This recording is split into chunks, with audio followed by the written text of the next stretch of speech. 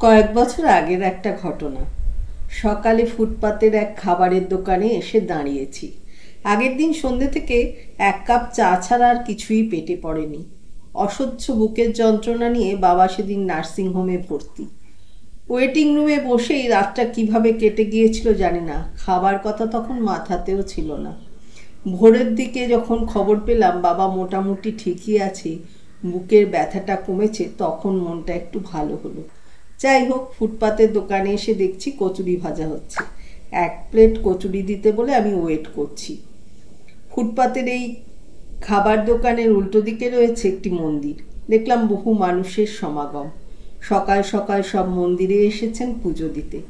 মন্দিরের ভিড় যেন উপচে পড়ছে। হঠাৎ একটা বিলাসবহুল গাড়ি এসে থামলো কচুরির দোকানের সামনেই। গাড়ি থেকে নেমে এলেন এক অবাঙালি ভদ্রমহিলা। দেখেই মনে হলো বেশ সম্ভ্রান্ত পরিবারের কেউ। উনি নেমে আসতেই গাড়ির ড্রাইভার গাড়িটা এগিয়ে নিয়ে গিয়ে বাম দিকে সাইড করলেন, আর ভদ্রমহিলার হাতে থাকা খালি ব্যাগটা কচুরির দোকানের ছেলেটির হাতে দিয়ে বললেন, সব রেডি আছে তো? ছেলেটি ঘাড় নেড়ে বললেন, হ্যাঁ মা। কচুরি বেশ কয়েকটা প্যাকেট ব্যাগের মধ্যে দিয়ে দিতেই ভদ্রমহিলা তৎক্ষণাৎ ওই ব্যাগটা নিয়ে রাস্তার উল্টো দিকে গিয়ে মন্দিরের পাশ ধরে হাঁটতে লাগলেন। ততক্ষণে আমার কচুরির প্লেটটা হাতে ধরিয়ে দিয়েছে। কচুরি খেতে খেতেই জিজ্ঞাসা করলাম, এত দামি গাড়ি, আবার এই ফুটপাত থেকে কচুরি কিনে নিয়ে? আমার পুরো কথাটুকু শেষ করতে না দিয়ে ছেলেটি বলে উঠল, না দাদা, আপনার ভুল হচ্ছে। প্রতিদিনই উনি আমার দোকানে আসেন, 20-25টা প্যাকেট আমার থেকে নিয়ে যান। ওই যে দূরে তাকিয়ে দেখুন, ফুটপাতে থাকা মানুষগুলোকে উনি খাওয়াচ্ছেন। শুধু গাড়িটাই দামি নয়, ওনার মনটাও অনেক দামি। একটু সামনের দিকে এগিয়ে দেখি মন্দিরের পাশে একটা ফাঁকা জায়গায় 20-22 জন বাচ্চা থেকে বয়স্ক মানুষ গোল হয়ে বসেছেন।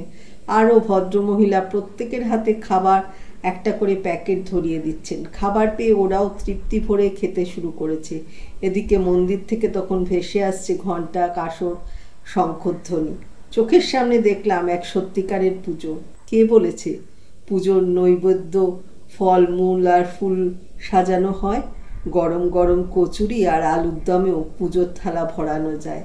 পুজো মানে তো আত্মার তৃপ্তি, পুজো মানেই তো সেবা। আসলে ভগবান বলে আলাদা কিছু নেই, মানুষই ভগবান রূপে আছেন। ওই ফুটপাতে থাকা মানুষগুলোর কাছে ওই ভদ্রমহিলাই তো ভগবান।